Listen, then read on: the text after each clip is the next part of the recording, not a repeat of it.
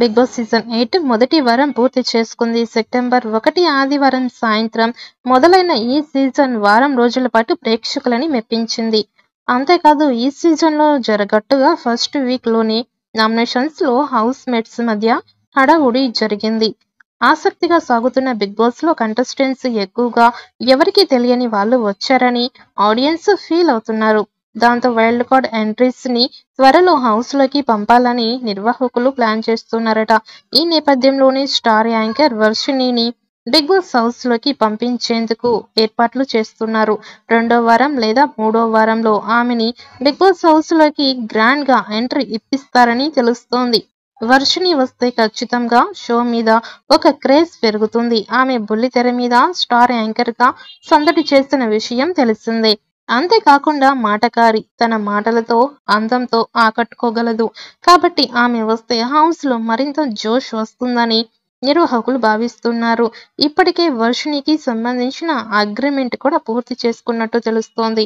Big boss నిర్వాహకులు ఎప్పుడు green signal ఇస్తే అప్పుడు హౌస్ లోకి వెళ్ళడానికి వర్షిణి కూడా రెడీగా ఉన్నట్టుగా సమాచారం. మరి సోషల్ మీడియాలో వినిపిస్తున్నట్టుగా వర్షిణి బిగ్ బాస్ హౌస్ లోకి వైల్డ్ కార్డ్ ఎంట్రీ ఇస్తుందా లేదా అన్నది చూడాలి.